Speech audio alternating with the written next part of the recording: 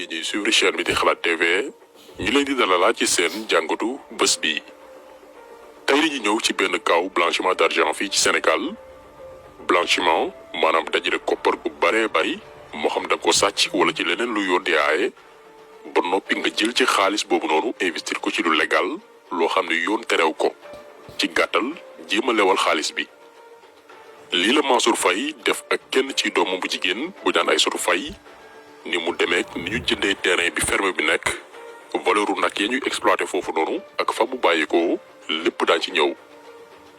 donte nax nañ Sénégalais yu baree bari ak Afrique de l'Ouest gannaaw benn reportage bu média international bii di BBC Afrique def barki Demba Ndiaye bari na ci yéen ñu xëy gis ñu présenté leen benn xale bu jigéen bu am bac en 2012 ne ñu référence la roy leen ci moom. ndax ba mu paree jàngam en 2017 réussir na ba taxawal benn ferme bu rëy rëy tuddee ko Iman ba créé marque meew bu naan jaari ñu bari nag amoon ci fierté ndax li mu doon sénégalaise mais ci biir reportage bi waxuñ ñu ne kii doomu Mansour Faye la Mansour Faye magu première dame Mansour Faye di goro président de la République nga xam ni mbooleem ministère yi mu jaar depuis 2012 daañ ci ñëw benn par benn ni mu def ba doon milliardaire ay scandale la fa bàyyi contrat yaa ma neex luubal alal ju baree bari dafay nekk ci bërëb def ay scandale yu dul jeex balaa coow li di jib Macky Sall daal di koy rawale yóbbuwaat ko ci beneen ministère. koo xam ni avant 2012 laataa gorom di jël réew mi amul kër Saint-Louis mais tey ku fay jaay terrain moo xam Ndar ak mboolem commune villa mbaa tool te bëgg mu gaaw a jar moom ngay woo mu fay la cash xobbet kooku tey moo nekk di def ay placement jël ay doomam def leen ay prête-nom jox leen des milliards ngir ëllëg buñ ko naree topp ci wàllum yoon ngir nangu suñu alal gi ñu sàcc ci contribuable sénégalais bi ñu ne waaw famille liggéeykat lañu dañoo yàgg ñafe alors que seen investissement yépp du lu ñu liggéey du lu ñu donn ci seeni waajur mbaa seeni maam du alal gu lew.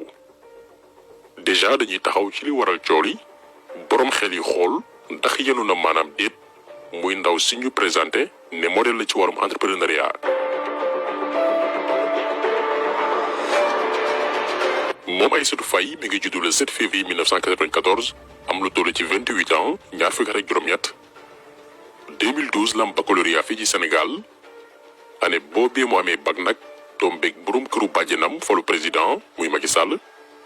ci la daal di nommé papaam en tant que délégué ci benn bànqaas bu ñu naan délégation générale à la protection sociale et à la solidarité nationale en avril 2012. léegi mu am bac ci même année boobu noonu ñu daal di koy yóbbu bitim réew mu jàngi ndax koom tàmbali naa dugg mais ba tey posewul problème. moom ndaw si def benn cursus bu normal 2017 mu terminé master am waaye jàpp leen ni diggante bi mu nekk bitim réew entre 2012 et 2017. papaam nekk na fi ministre bi ñu dénk ndox mi ak wàllum assainissement ba créé fa scandale muy scandale Suez ñoom Sen'Eau ak SDE bañ tuumaal ko ci wàllum corruption maanaam ay neexal yi mu jot ngir ñu nangu ndox mi ci waa SDE mi nga xam ni li ñu présenté ci njëg moo gën a néew pour clients yi daal di koy jox waa Suez ñoom Sen'Eau yi nga xam ni ñi ngi bëgg a ray tey sénégalais yi ci ay factures yu cher lii yépp liggéeyu Mansour Faye la jamono gi mu nekkoon ministère bi ñu dénk wàllum ndox ak assainissement ba ñu porté ko woon plainte ci OFNAC ngir wàllum corruption koo xam ne dañ koo ger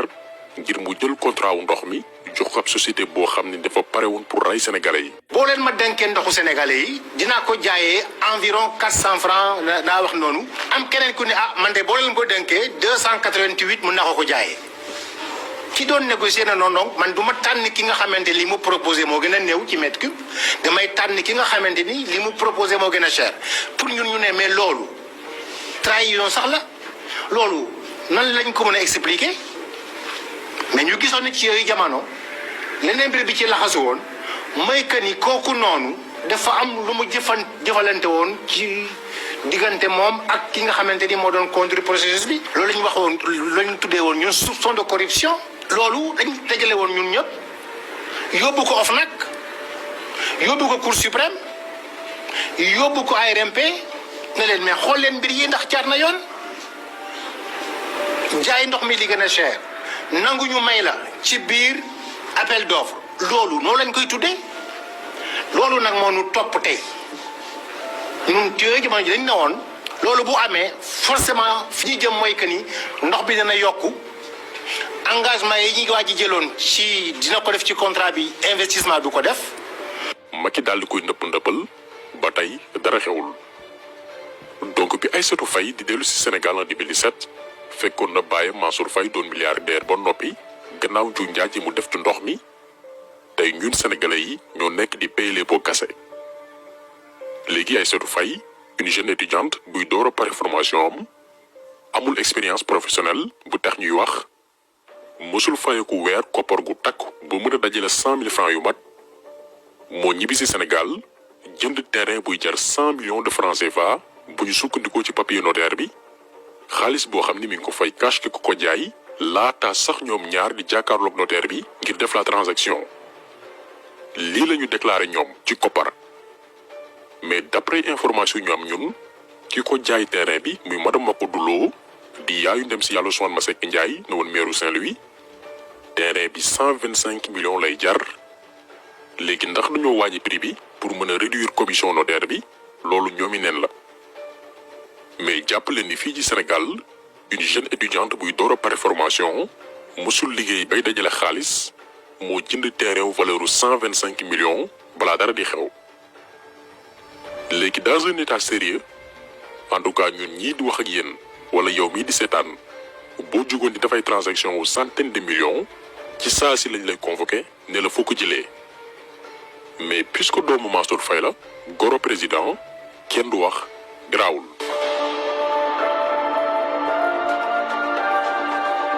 gannaaw terrain wu valeur centaine de millions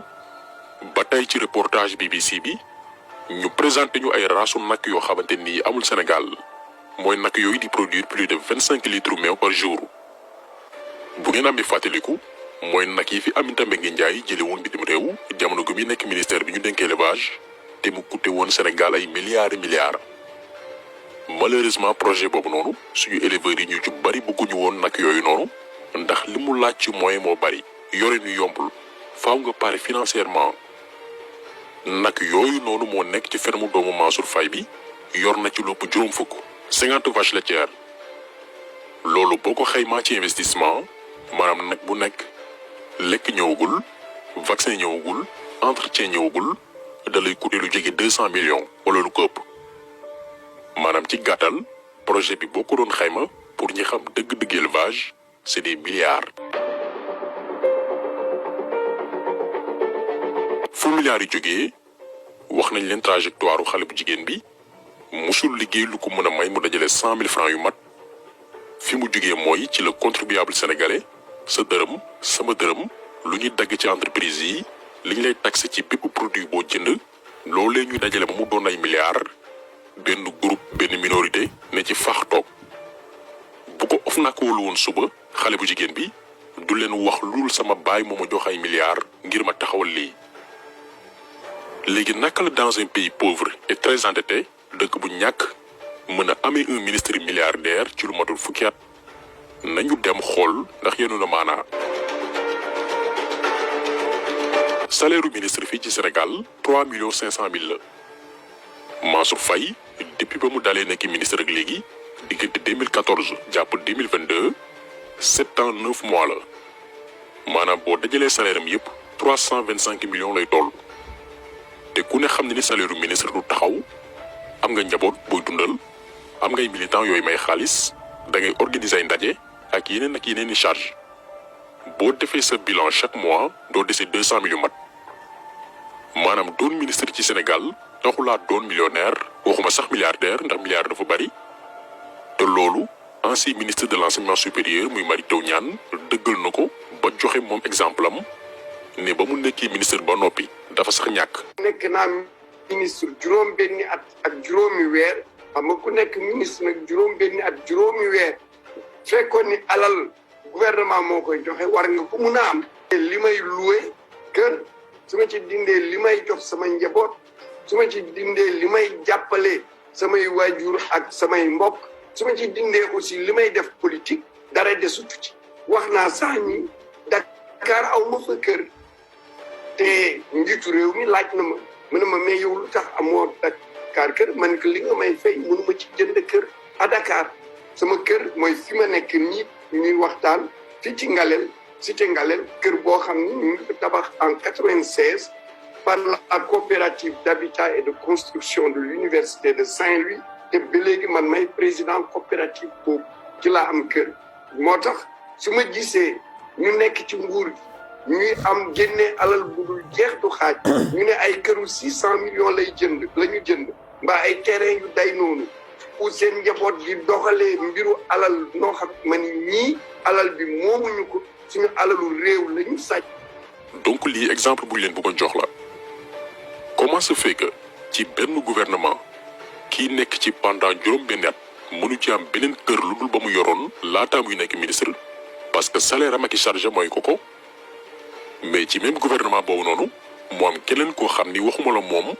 mais ay doomam ci ay milliards la ñu toog di jënd ay terrain wu centaine de millions fan lañ ko jëlee sàcc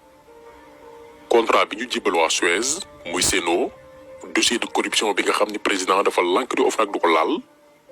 69 milliards Covid 19 yi ñuy tegoon ci loxoom ngir nee nañ dañuy jënd ay dund te ñëpp xam nañ ni mu demee ay sàcc kot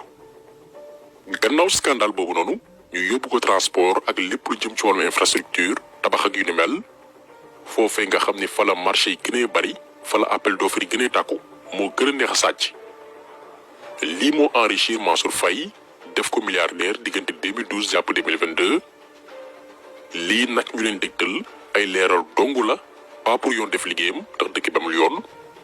mais ay leeral ngir sénégalais xam lu xew ndax tôt ou tard ñoom dañ fi jugee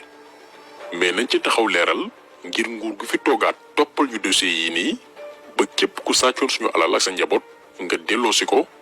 du ñu seeni bàyyi ma yu leen di liggéeyal ba sonn di fay impôt ki taxe bay bëgg a dee ñoom ñu ci noos ak seeni njaboot di ci gundaandaat li tôt ou tard dafay jeex kon taxaw solo bi tey loolu la woon ñu ngi leen di gërëm di leen jaajëfal di leen di daje incha allah beneen yoon ci beneen jàngat jaa ngeen jëf